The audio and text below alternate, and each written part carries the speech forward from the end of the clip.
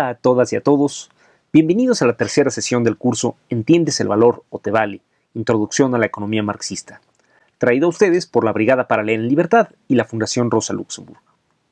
Yo soy Óscar de Pablo, grabando desde mi casa durante la pandemia del COVID-19 en mayo de 2020.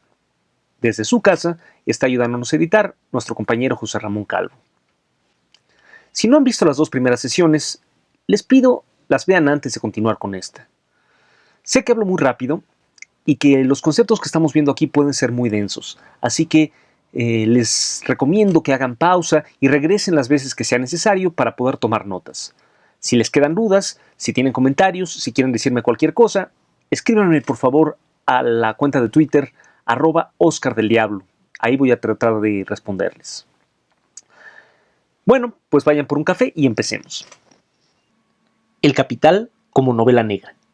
El Padrino, de Mario Puzo, empieza con un epígrafe de Balzac que dice: detrás de toda gran fortuna hay un gran crimen. Ya vimos cómo la receta del capital productivo se basa en la apropiación no retribuida de trabajo ajeno en forma de plusvalía. Sin embargo, esto no es un crimen, pues el capitalista paga la fuerza de trabajo por su valor y eso le da derecho a aprovecharla todo lo posible.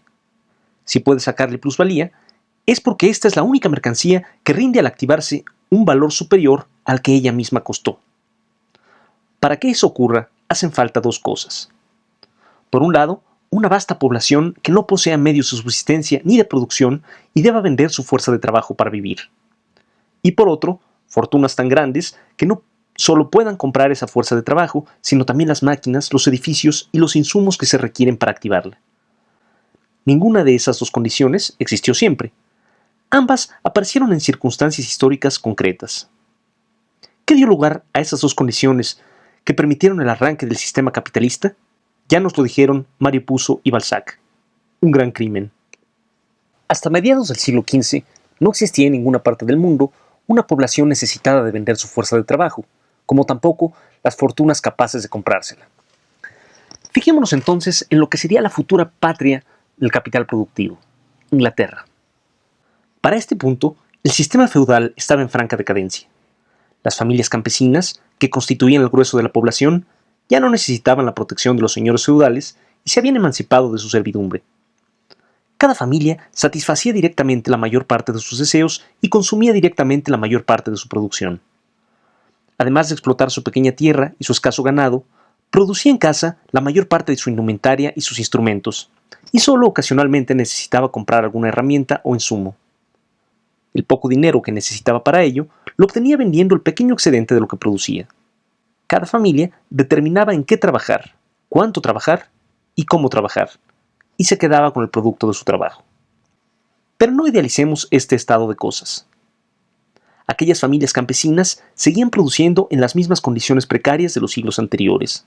Sus necesidades sobrepasaban muy poco las de la supervivencia, y su conocimiento de la naturaleza era por lo tanto muy limitado. Eso las hacía vulnerables a las enfermedades y las sequías, la superstición y el miedo. En todo caso, aquel estado de cosas no duró. Si la disolución del sistema feudal había liberado a esos campesinos de la servidumbre directa, también impulsó a los viejos señores feudales a convertirse en propietarios directos. ¿Cómo? Robándoles sus tierras a los campesinos. En 1455 estalló en Inglaterra un largo conflicto conocido como la Guerra de las Rosas. Aprovechando el caos que sobrevino, los señores feudales ocuparon por la fuerza las parcelas de sus antiguos siervos. Cuando por fin se asentó el polvo, los primeros reyes de la dinastía Tudor, victoriosa, legalizaron estos robos, pues se habían beneficiado de ellos. Algunos de los campesinos despojados se quedaron en sus tierras, pero ahora en calidad de arrendatarios o jornaleros. Pero muchos tuvieron que irse, pues la cantidad de mano de obra que se requería para trabajar la tierra concentrada en pocas manos era mucho menor. Ahora, una sola familia podía trabajar la extensión que antes había pertenecido a 10. Además, los nuevos dueños convirtieron grandes extensiones en pastizales para ovejas. Sin embargo, para que las víctimas de estos despojos pudieran vender su fuerza de trabajo, tenían que aparecer fortunas capaces de comprársela, que entonces apenas estaban surgiendo. Además, para convertirse en obreros asalariados, los hijos de los campesinos independientes debían adquirir ciertas costumbres, cierta disciplina de la que carecían. Por eso, miles recurrieron al bandidaje, la piratería y la mendicidad. Ante eso, la corona promulgó leyes draconianas. Fue necesario el estímulo de la horca, el látigo y el hierro candente para que los hijos de los campesinos despojados, convertidos en bandidos y pordioseros, se resignaran a ceder su independencia y aceptaran los hábitos antinaturales del trabajo enajenado. Ese proceso tomaría un par de generaciones. Así surgió el que después sería el protagonista de nuestra historia, la clase obrera. Pero también los villanos necesitan una historia de origen. Así que ahora vamos a fijarnos de dónde surgieron esas fortunas capaces de comprar no solo la fuerza de trabajo, sino también los medios de producción para activarla. Los orígenes del gran capital productivo fueron las formas medievales de capital, el comercio y la usura. Durante la Edad Media, los mercaderes y los usureros vivían al margen de la estructura feudal en las ciudades libres o burgos. De ahí que hasta la fecha a los capitalistas se les llame burgueses. Para principios del siglo XV, el capital comercial, el capital usurario y la combinación de ambos habían producido fortunas considerables, al menos para estándares medievales. La más notable fue la que inició Jacob Fugger de la ciudad libre de Augsburgo. Dado que en el mundo precapitalista ni siquiera los reyes tenían grandes sumas de dineros, la familia Fugger pudo usar el capital que había acumulado en el comercio para prestárselo con intereses a la realeza europea. Sin embargo, ni aun una fortuna como la suya bastaba para comprar fuerza de trabajo en la escala necesaria para transformar el mundo. Hizo falta una ayuda adicional, un crimen más, el mayor de todos. Fue precisamente a principios del siglo XVI cuando la corona española conquistó los grandes imperios de América. En 1521 cayó Tenochtitlan y en 1533 cayó Cusco. Y fue nuestra herencia una red de agujeros. En poco tiempo, la explotación de los ingentes yacimientos de oro y plata que se hallaron en el Nuevo Mundo superó las capacidades de la mano de obra indígena, que se había visto diezmada por la viruela, el trabajo forzado y el hambre. Esto, a su vez, estimuló la cacería de personas en África para su venta como mano de obra esclava. La formidable riqueza que afluyó a Europa gracias a este doble sistema de saqueo, el secuestro de hombres y mujeres africanos para la extracción de los recursos naturales americanos, permitió que inversionistas como los Fugger no solo se multiplicaran, sino que multiplicaran sus fortunas. Con el oro de México y Perú, la corona española pagaba con creces a los financistas holandeses y flamencos que habían patrocinado sus viajes de conquista. Estos, a su vez, fundaron grandes talleres textiles, dándole un mercado a la lana de los productores ovejeros ingleses. Los mismos señores que se habían adueñado de las parcelas campesinas para convertirlas en pastizales. Fue la lluvia de oro que regó Europa occidental con la conquista de América y el saqueo de África, cuyas consecuencias todavía se sienten, lo que creó fortunas capaces de comprar esa gran masa de fuerza de trabajo que el despojo de los campesinos había puesto en el mercado. Estos dos crímenes paralelos ejemplifican el papel que cumple la violencia como factor económico, o por decirlo así, como partera de la historia. Así empezó la carrera por la productividad que habría de transformar el mundo. Pero antes de seguir con nuestra historia, vamos a hacer un paréntesis para preguntarnos qué es eso de la productividad y por qué es que los capitalistas la persiguen con tanto ahínco. Un trabajo es más productivo que otro cuando produce más bienes en el mismo tiempo o cuando requiere menos tiempo para producir los mismos bienes. Esto parece bastante obvio, pero si enfocamos la productividad desde el punto de vista de la creación de valor, llegaremos a un descubrimiento bastante sorprendente que incluso contraviene nuestra intuición. La productividad es un atributo que tiene cada trabajo concreto. Significa simplemente la medida en que un trabajo satisface deseos en cierto tiempo. Por ejemplo, cuánta hambre puede saciar con panes un día de trabajo o cuántos pies puede darle zapatos, etc.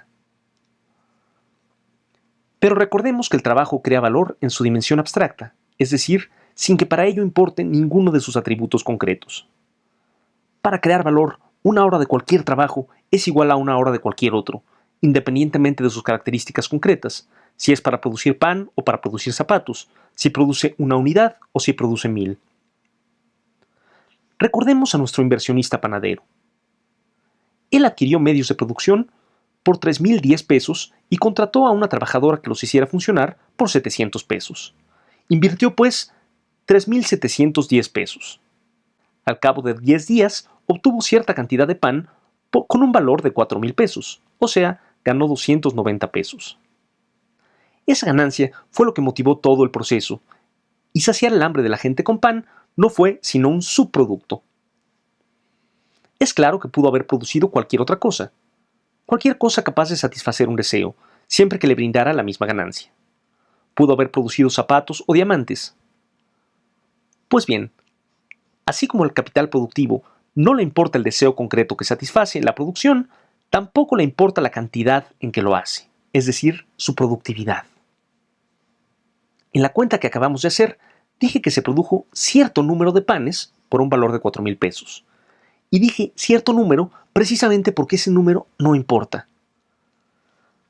Donde el trabajo de hacer pan no es productivo, esos 4,000 pesos pueden encarnarse en una cantidad pequeña de panes, capaces de saciar el hambre de poca gente. Y donde es productivo, se encarnan en un número grande de panes, capaces de saciar el hambre de muchos. Pero esto no incide en la creación de valor. Si se invirtieron 3,710 pesos y se obtuvieron 4,000, la ganancia sigue siendo 290 pesos, y eso es todo lo que le interesa al capitalista. Digamos que en su ciudad, cada pan vale 1 peso. 4,000 pesos de pan se encarnan en 4,000 panes. Ahora supongamos que la panadera que nuestro inversionista contrató inventa un modo de producir más panes con el mismo tiempo de trabajo, es decir, ya sea con menos trabajo directo o con menos trabajo encarnado en insumos, o lo que es lo mismo, un modo de reducir el costo de cada pan.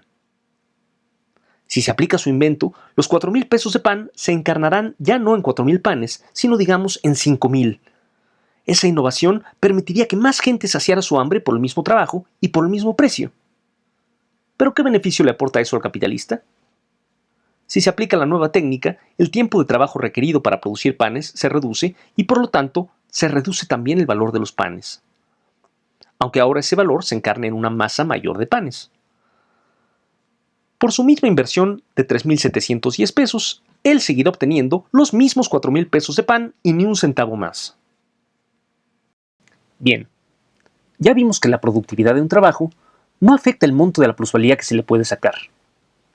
Pero si la plusvalía es el motor de la producción capitalista, ¿por qué entonces los capitalistas persiguen con tanto ahínco y de manera tan continua el aumento en la productividad?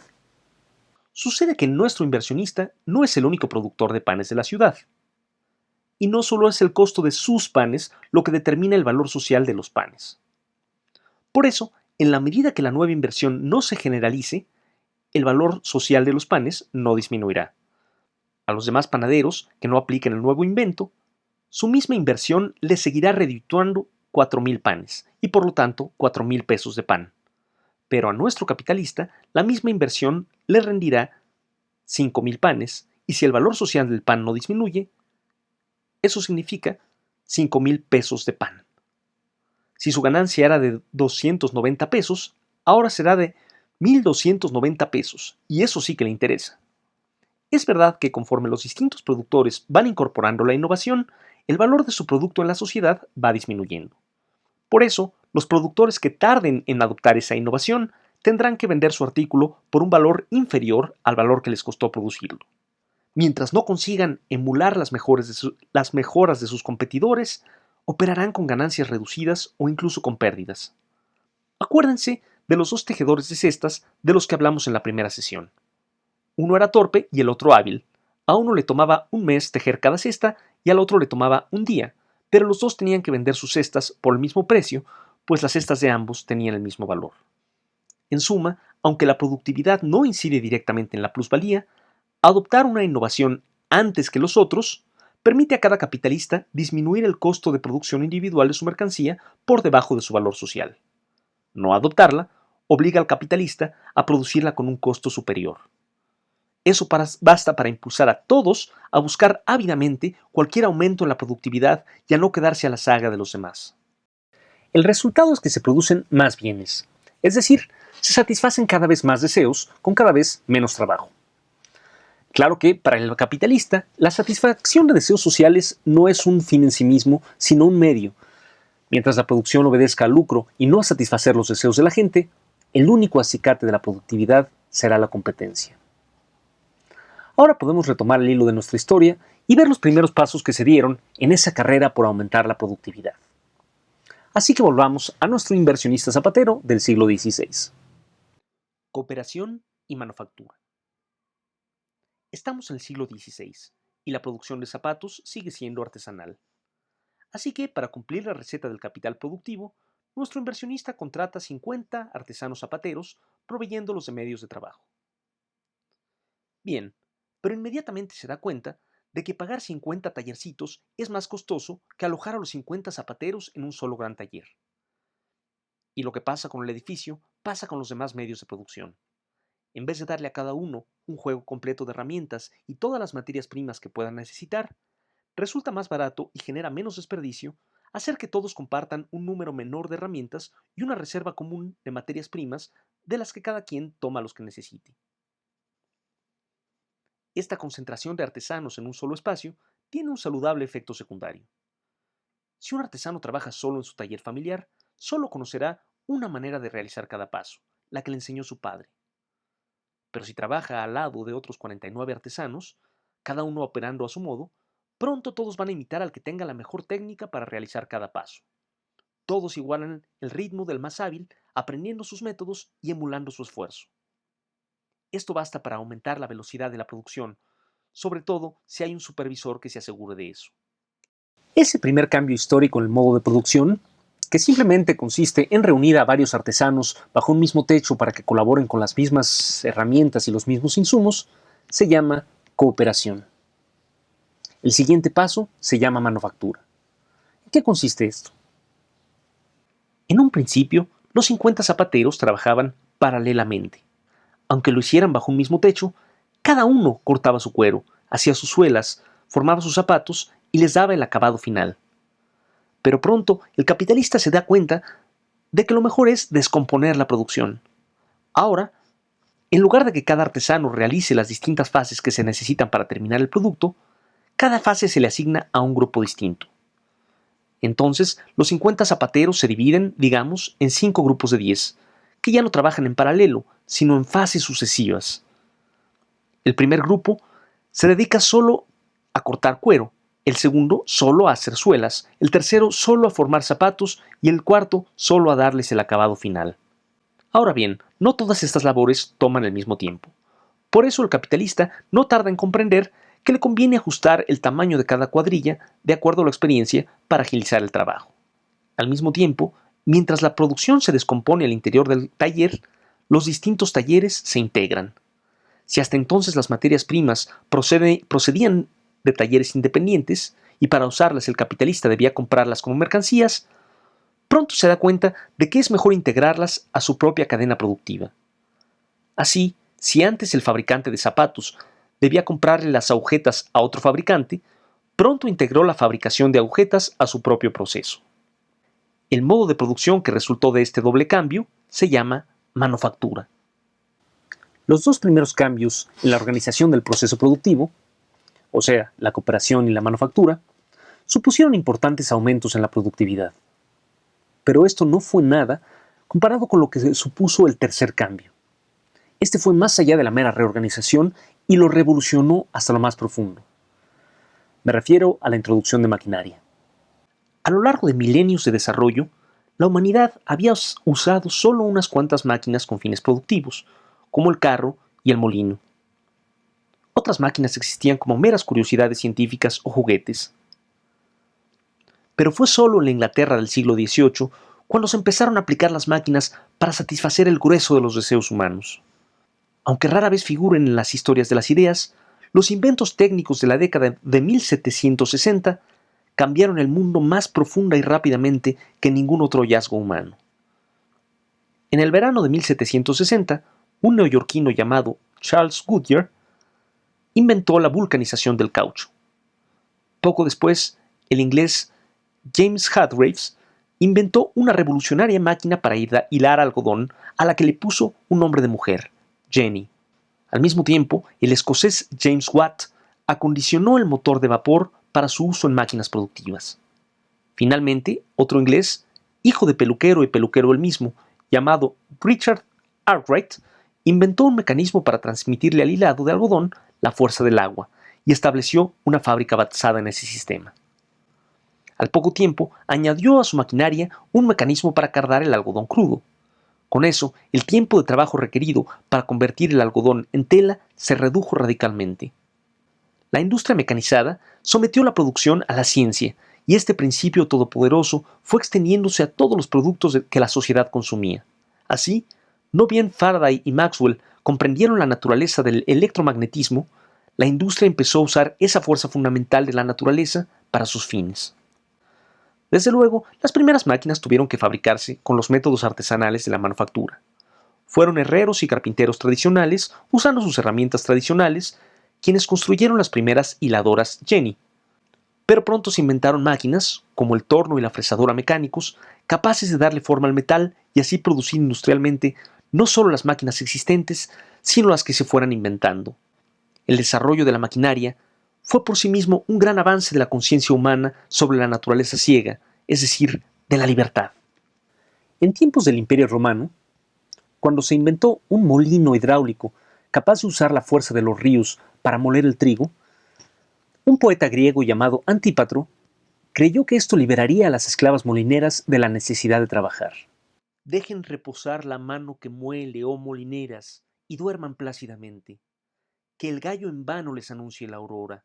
Deo ha encomendado a las ninfas el trabajo de las jóvenes y ahora brincan ligeras sobre las ruedas para que los estremecidos ejes den vueltas con sus rayos y hagan rotar el peso de la piedra giratoria. Vivamos la vida de nuestros padres y, liberados del trabajo, disfrutemos los dones que la diosa nos concede. Y en efecto, la revolución industrial permitió satisfacer todos los viejos deseos humanos e innumerables deseos nuevos, reduciendo al mínimo el trabajo requerido para ello. Y sin embargo, al ocurrir dentro del marco del capitalismo, este gran logro se convirtió en su contrario directo, un medio de sometimiento. Lejos de liberar a la humanidad del trabajo, la industria trajo consigo un aumento sin precedentes en el tiempo que los seres humanos dedicaban a trabajar. ¿Cómo sucedió esto? Aunque el aumento en la productividad no incide directamente en la plusvalía, o sea, en el grado de explotación, el arribo de maquinaria sí creó condiciones sociales que permitieron aumentar fabulosamente este grado de explotación. No solo hizo que el trabajo realizado fuera más productivo, sino también permitió que se realizara más trabajo, tanto en términos de tiempo como de intensidad, e hizo que la fuerza de trabajo se devaluara. Todos estos cambios trajeron consigo un deterioro terrible en las condiciones físicas y culturales de las familias trabajadoras. Antes de la introducción de maquinaria, el ser humano satisfacía sus deseos obedeciendo al ritmo de la naturaleza. Sembraba en tiempos de siembra y cosechaba en tiempos de cosecha. Ni las bestias de tiro ni la tierra misma soportaban sin estropearse más de un cierto grado de explotación. Tampoco se podía trabajar cuando no había luz solar ni cuando el clima lo impedía. Por eso, los campesinos y los artesanos de antaño, aun los más pobres de ellos, pasaban la mayor parte de su tiempo celebrando rituales, conversando y consumiendo. En cambio, al emancipar la producción del ritmo de la naturaleza, la maquinaria amplió el tiempo de trabajo hasta el límite de la resistencia física del trabajador. Además, la maquinaria no solo hizo posible este aumento en la extensión y la intensidad del trabajo, también lo hizo más deseable para el capitalista. Las máquinas son costosas y cada minuto que pasen inactivas les duele a los capitalistas en lo más sensible, su bolsillo. Antes de introducirse los primeros límites legales, las jornadas industriales solían durar 12 horas, y no era raro que se extendieran hasta 15, sin incluir descansos. Los sábados se trabajaba la jornada completa y no había vacaciones. La población obrera dedicaba a trabajar la totalidad de su tiempo, su creatividad y su capacidad. El trabajo solo se interrumpía para comer o descansar, como el de una máquina que solo se detiene cuando necesita mantenimiento. Esta explotación ilimitada, sumada a la miseria alimentaria, estaba minando incluso la constitución física de la clase obrera, provocándole males y deformaciones hereditarios. También tuvo y sigue teniendo consecuencias profundas sobre el medio ambiente. Por eso dice Marx que la producción capitalista socava las dos fuentes de toda riqueza, la tierra y el trabajador. Si con el tiempo las jornadas comenzaron a reducirse, fue solo porque las y los trabajadores se organizaron y comenzaron a imponer ciertos límites, ya fuera directamente a los patrones o a través de la mediación del Estado. Por cierto, en esa época los economistas oficiales predecían un colapso económico y civilizatorio total si la jornada se reducía aunque fuera una hora. Desde luego la jornada se redujo hasta las 8 horas y la civilización no colapsó. La experiencia histórica le dio la razón al movimiento obrero, dejando en ridículo las predicciones de los economistas. Desde entonces, la productividad ha aumentado exponencialmente, y si las jornadas no han seguido reduciéndose, ha sido solo por la relativa debilidad del movimiento obrero. Pero las máquinas no solo aumentaron el número de horas que se trabaja cada día, sino también el número de minutos que se trabaja cada hora y el número de segundos que se trabaja cada minuto. Es decir, aumentaron la intensidad del trabajo. A diferencia de lo que ocurre en el trabajo artesanal, donde el trabajador le impone su propio ritmo a su instrumento, en la industria automatizada es la máquina la que le impone su ritmo al trabajador, que debe adaptarse. Y al someterse al ritmo implacable de la máquina, el trabajo no solo se hizo más intenso, sino también más monótono y más embrutecedor. Si la manufactura había descompuesto en partes el antiguo proceso artesanal para asignarle solo una función especializada a cada grupo de trabajadores, la maquinaria simplificó aún más la función de cada grupo, reduciéndola a veces a un solo movimiento simple. Esta simplificación del trabajo lo hizo maravillosamente productivo, pero también horriblemente monótono e incluso peligroso, pues la repetición de un mismo movimiento durante meses y años produce atrofias y deformaciones musculares graves. Recordemos que el valor de la fuerza de trabajo no depende de cuán agradable o desagradable sea el trabajo que se le exige, sino simplemente de su costo de manutención. Por eso, cuando la máquina hizo que el trabajo fuera más aburrido, más embrutecedor y más doloroso, no por ello hizo que la fuerza de trabajo fuera más cara. Al contrario, como ese trabajo simplificado no requería capacitación alguna, el salario ya no tenía por qué cubrir el tiempo ni el costo del aprendizaje. Y también la fuerza física se hizo superflua. Hasta ese momento, solo hombres adultos tenían la musculatura necesaria para manejar ciertas herramientas y para trasladar los insumos y productos de aquí para allá, y por lo tanto solo ellos trabajaban en la industria. A cambio, cada hombre recibía lo necesario para sostener a toda una familia. Sin embargo, la máquina se ofreció a reemplazar las viejas herramientas y a mover las materias primas por sí sola por toda la cadena productiva. Así, al hacer superflua la fuerza física y la experiencia, la maquinaria abrió a los capitalistas un mercado de fuerza de trabajo inexplorado: mujeres, niñas y niños. Y esto tuvo una consecuencia directa sobre la plusvalía. Si antes había que pagarle a cada obrero lo necesario para sostener a toda una familia, compuesta en promedio de 4 personas, ahora bastaba con pagarle una cuarta parte de ese monto, pues cada una de las otras 3/4 partes debía conseguirlas cada miembro de la familia vendiendo individualmente su propia fuerza de trabajo. Ahora bien, si la maquinaria elevó la capacidad productiva de las mujeres y los niños de ambos sexos prácticamente al mismo nivel que la de los hombres, eso no significa que les pagara lo mismo. Al ser más vulnerables y estar menos organizados, estos sectores se vieron forzados a recibir pagos inferiores. Por una jornada de trabajo que podía durar hasta 15 horas, realizada al lado de los adultos y sin ninguna consideración especial, a veces no se le pagaba a una niña o un niño más que una ración de comida y un techo donde dormir, pues el aprendizaje, entre comillas, se consideraba un pago más que suficiente. Muchos y muchas morían de accidentes y enfermedades laborales. En el caso de las obreras, el capital reforzó los viejos prejuicios para pagarles menos que a los hombres, aun cuando su productividad y sus necesidades fueran las mismas. Y esa brecha salarial artificial persiste hasta la fecha, desuniendo y debilitando al conjunto de la clase obrera.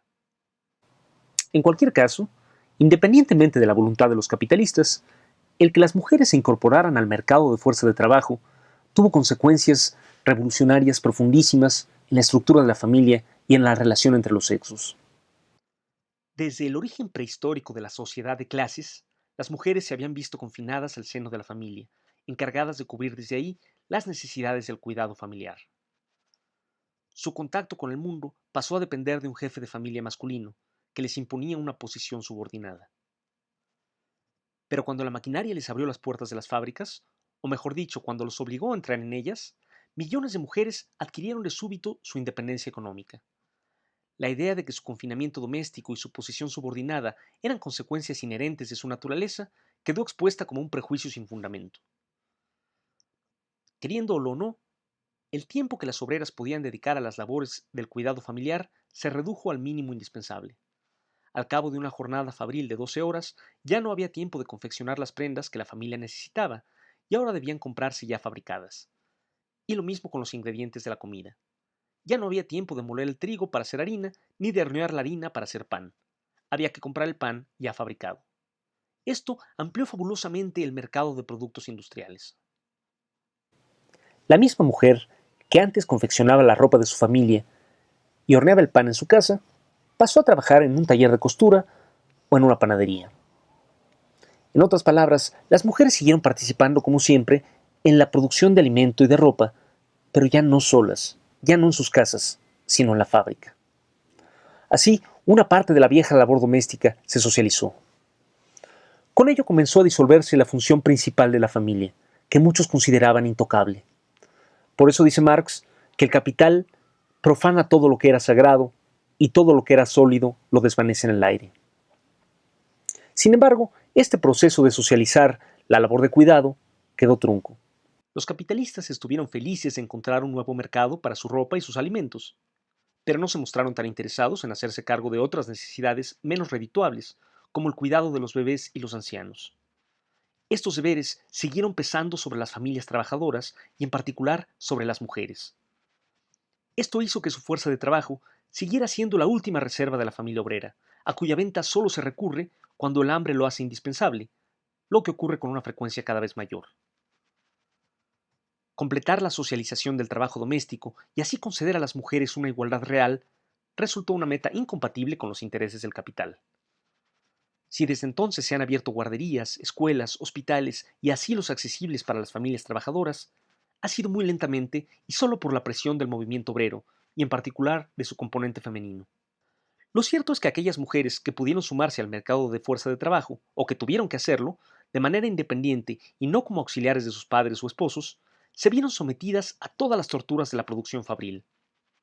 Pero también adquirieron un espacio de socialización inédito y el mismo poder social que tienen los obreros varones, un cambio profundamente revolucionario y profundamente contradictorio que hasta la fecha sigue suscitando discusiones.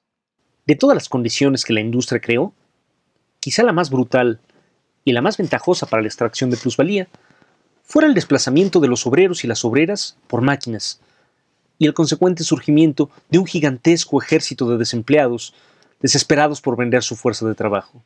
Digamos que un capital se ha acumulado hasta permitir la contratación de 100 hilanderos e hilanderas, que procesan una tonelada diaria de algodón en una fábrica. Un buen día, la aparición de una nueva máquina hace que basten 10 obreros para procesar la misma cantidad de materia prima. Que el capitalista haya comprado esa máquina nueva no significa que pueda aumentar de golpe la cantidad de algodón que procesa.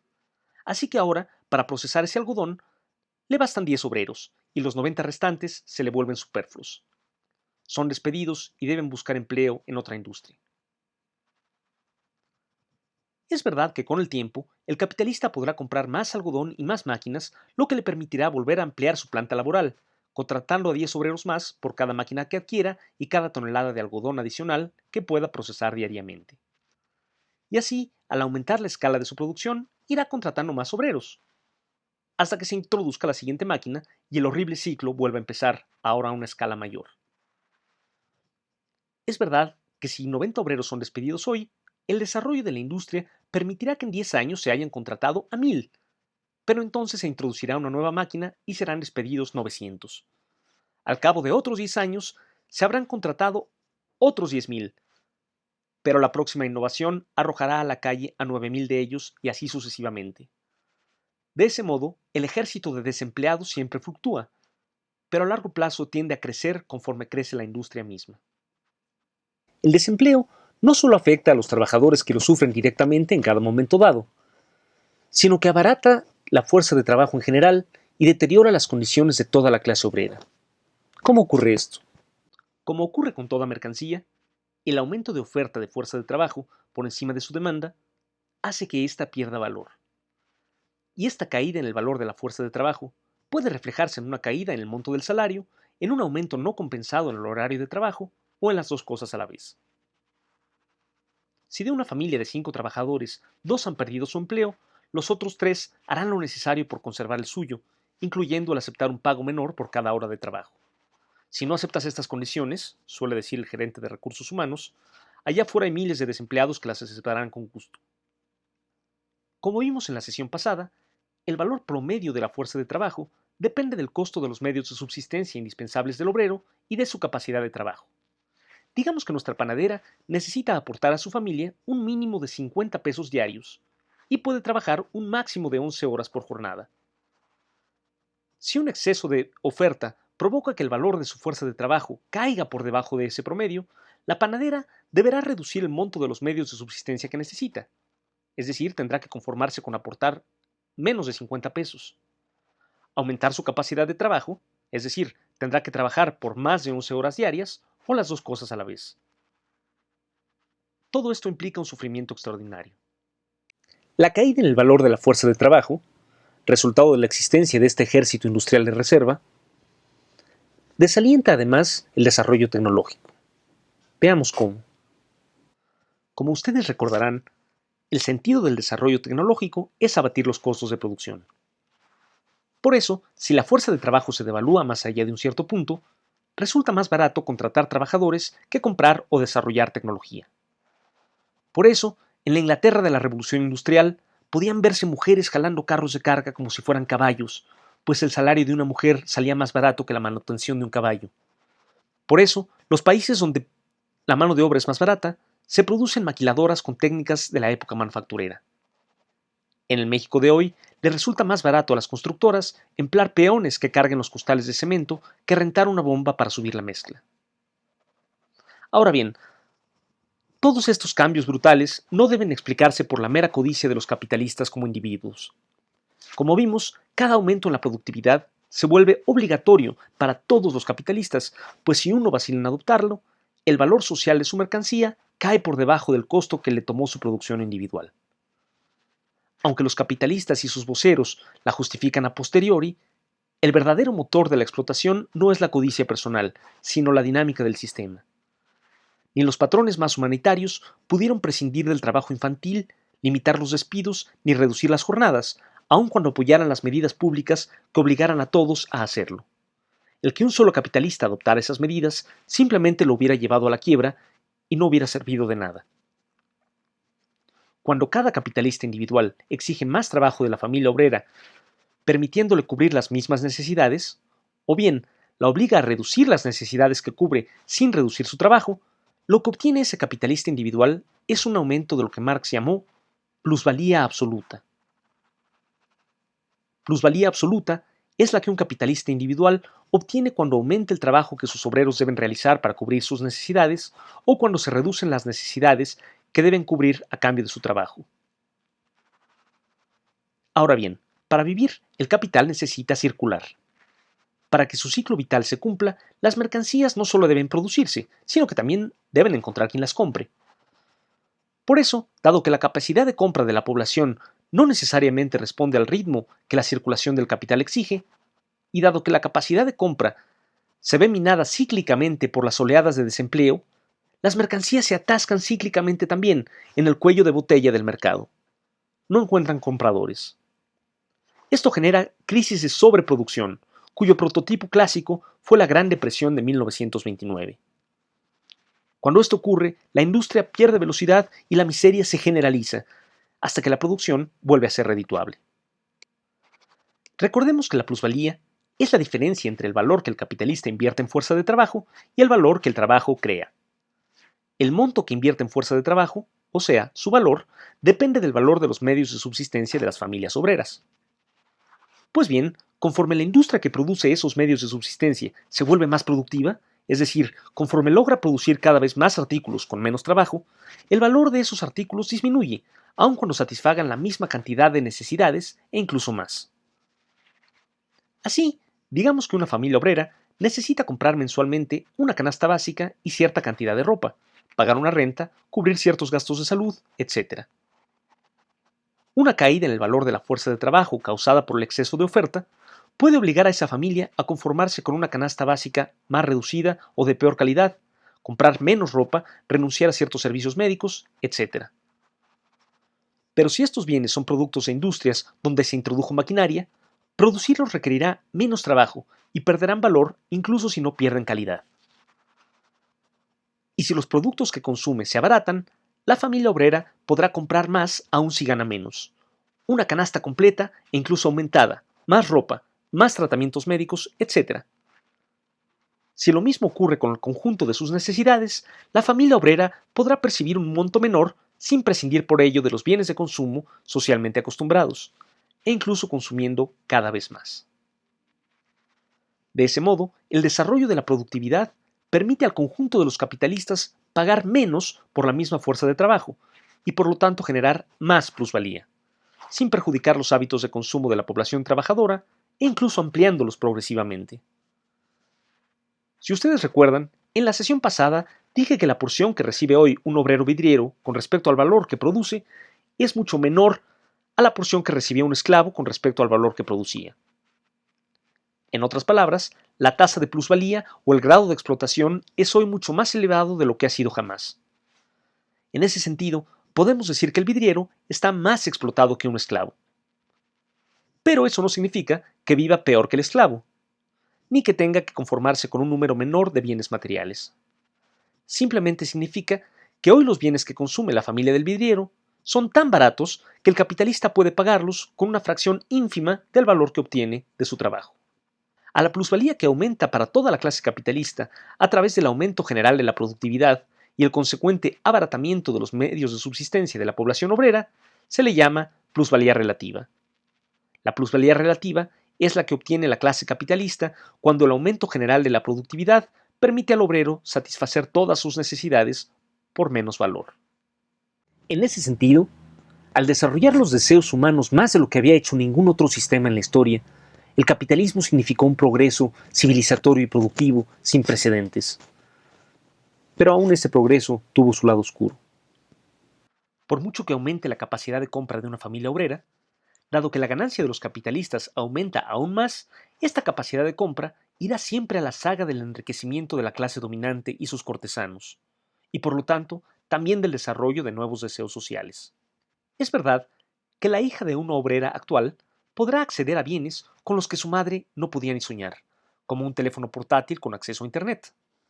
Pero también es cierto que los bienes a los que no tiene acceso se habrán desarrollado también y en un grado mucho mayor. Los más viejos de ustedes recordarán lo que es un teléfono fijo. Pues bien, las funciones que podía realizar el teléfono fijo que tenía la madre del burgués no diferían mucho de las que realizaba el que tenía la madre de la obrera. En cambio, la tecnología a la que tiene acceso la hija del burgués tiene funciones y satisface deseos que los hijos de la obrera no pueden ni imaginar, y en 10 años ese golfo será aún mayor. Pero hay algo peor. Aunque esté mediada por cosas, la riqueza es una relación entre personas. Puede definirse como la capacidad de comprar la voluntad ajena, siendo la pobreza la necesidad de vender la voluntad propia. Si un hombre tiene el doble o el triple de recursos de lo que tiene otro, eso no significa que pueda imponerle su voluntad. El resto de la sociedad se lo impedirá. Pero si tiene 1 millón o 10 millones de veces más que otro, o que todos los otros, podrá comprar 1 millón o 10 millones de veces la cantidad de armas, de funcionarios, de legisladores, de propaganda electoral y de espacio en los medios de comunicación que cualquier otro. Podrá modificar a voluntad el mundo de los otros, a una costa de la voluntad de los otros. Así, incluso concediendo un aumento sostenido en el acceso de la población trabajadora a bienes materiales, este acceso será siempre menor al que consiguen la clase capitalista y sus cortesanos. Por eso su condición se degrada en términos relativos, que es lo socialmente determinante. Y esta degradación de la clase trabajadora, este mecanismo de sometimiento, no solo se reproduce a cada día, sino que lo hace a una escala cada vez mayor. Y no es que ese sometimiento cada vez más amplio y más profundo sea una consecuencia inherente del capital. No es que sea un síntoma de la acumulación capitalista. Es que es la acumulación capitalista. El capital es una relación de sometimiento y su acumulación es la reproducción ampliada de esa relación. Ahora bien, el aumento histórico de la productividad y la caída en el valor de la fuerza de trabajo no solo perjudican a la clase trabajadora, también tienen efectos que afectan a todo el sistema. Por ejemplo, el aumento del capital constante con respecto al variable y la caída de la tasa de ganancia. Veamos qué es esto. Conforme las máquinas se vuelven más productivas, se van volviendo más grandes y sofisticadas y por lo tanto más costosas. Pueden valer más y ciertamente procesan más. Con ellas, el mismo trabajo puede procesar cantidades cada vez mayores de materia prima. Si una cierta máquina de hilar convierte diariamente 1 tonelada de algodón en hilo, cuando un capitalista tenga 10 máquinas de esas, necesitará comprar diariamente 10 toneladas de algodón. Conforme se desarrolla un capital, puede contratar más y más obreros y el monto que destina a salarios, el llamado capital variable, aumenta en términos absolutos. Sin embargo, el que las máquinas sean cada vez más costosas y permitan procesar cada vez más insumos por trabajador hace que la inversión en medios de producción, el llamado capital constante, aumente siempre más rápidamente. Por eso, al aumentar la productividad, el monto del capital variable no puede sino disminuir con respecto al monto del capital constante. Es verdad que la tasa de explotación, o sea, el monto de plusvalía que se obtiene del capital variable, no deja de aumentar. Pero, dado que el capital constante aumenta aún más rápidamente, ese mismo monto es cada vez menor con respecto a la inversión total. En otras palabras, aunque a largo plazo histórico cada vez se le puede sacar más ganancia al trabajo, para ello se necesita invertir cada vez más en medios de producción, que por sí mismos no generan ganancia alguna. Dicho de otro modo, la tasa de ganancia tiende siempre a caer. Conforme la tasa de ganancia cae y la exigencia de inversión aumenta con respecto a la ganancia, los capitales más pequeños ya no pueden cubrirla. Esto produce dos fenómenos parecidos: la concentración de la riqueza productiva en manos de la gran burguesía y su centralización, es decir, la absorción de los capitales medianos por los grandes y de los grandes por los gigantescos. La tendencia del capital a concentrarse significa la ruina de los trabajadores independientes y su transformación en asalariados. Las huellas de esto se pueden ver incluso en el paisaje urbano.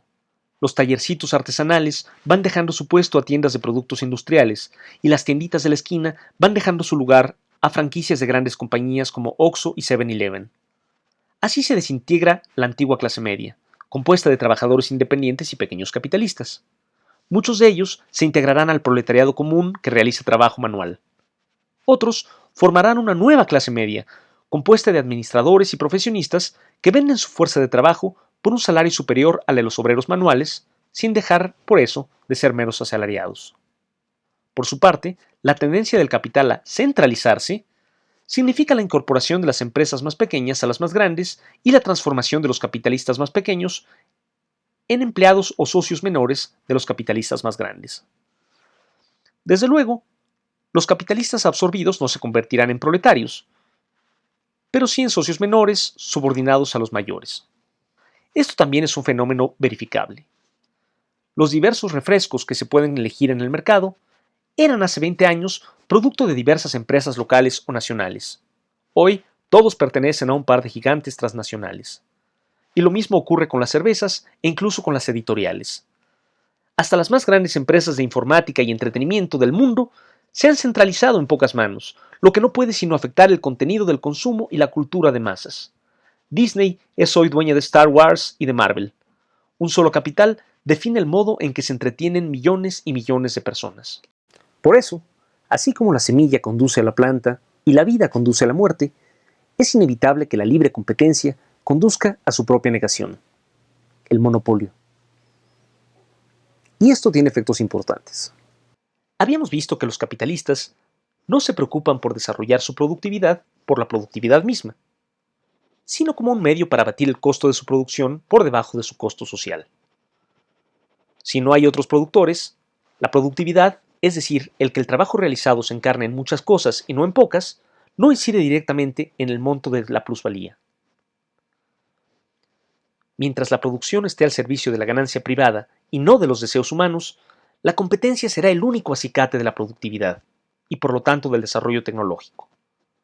Por eso, en la medida en que la competencia desaparece para dar paso al monopolio, el desarrollo tecnológico se vuelve inútil y se estanca, la calidad de los productos disminuye y su precio aumenta.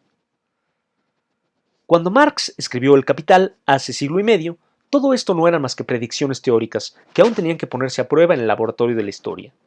Solo el socialismo científico lo anticipaba. Hoy son realidades verificables. ¿No hubo ningún error? Sí, desde luego. Por ejemplo, Marx sobreestimó el grado y la velocidad con que la vieja clase media desaparecería. Pese a ello, hay que reconocer que el resto de su diagnóstico de las tendencias que el capitalismo seguiría ha resultado de una exactitud impresionante. La caída de la tasa de ganancia significa que la receta del capital productivo sale cada vez más cara. O sea que las inversiones reditúan cada vez menos. Y para obtener ganancia hay que invertir cada vez más.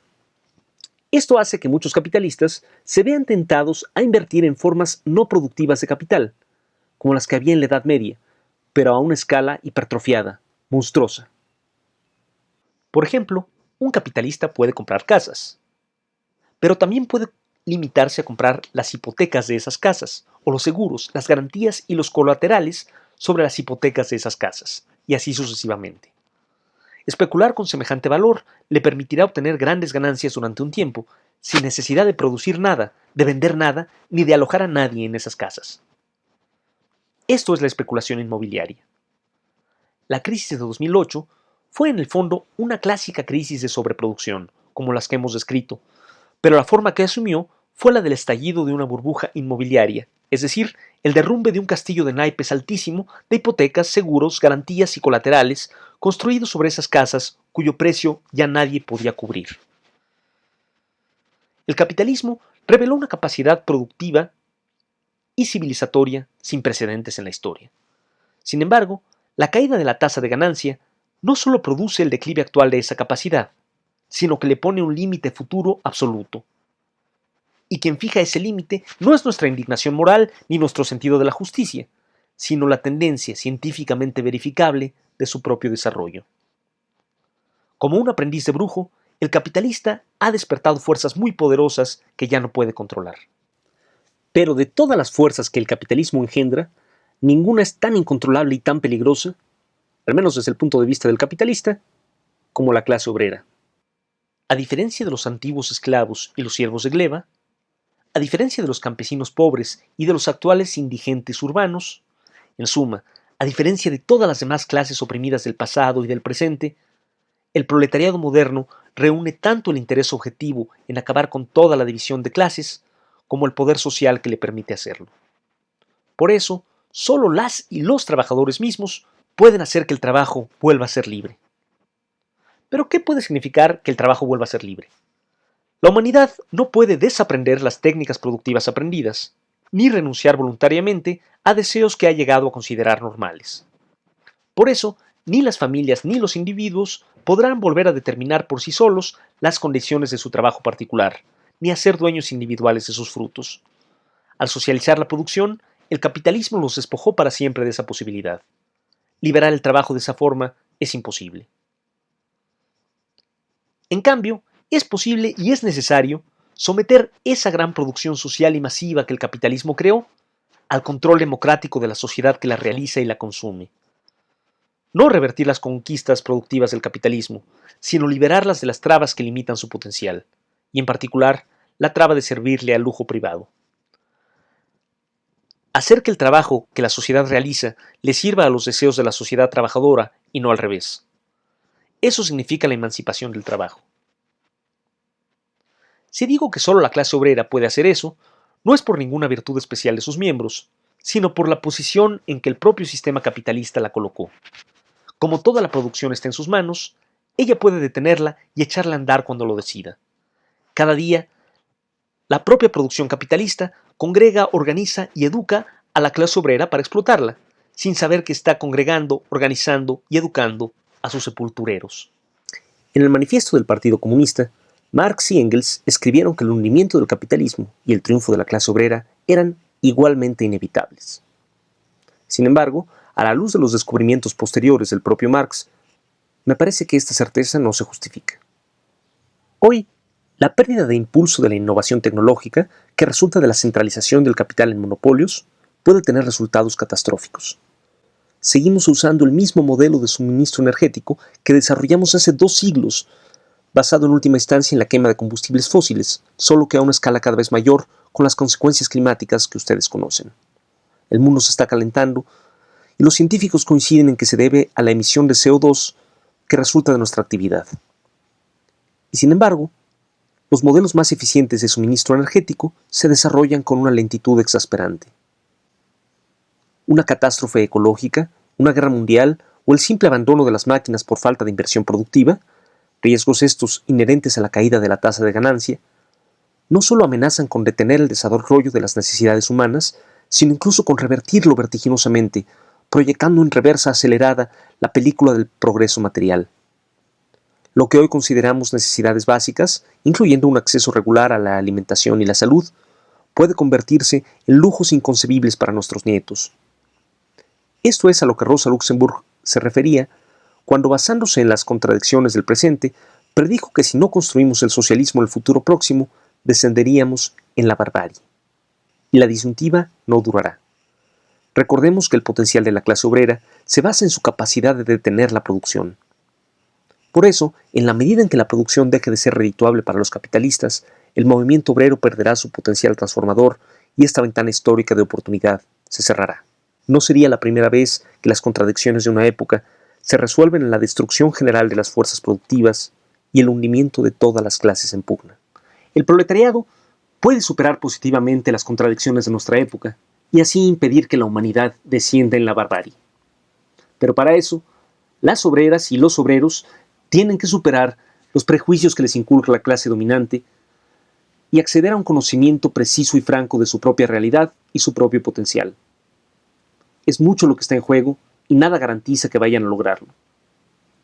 Depende de las obreras y los obreros. Depende de ustedes.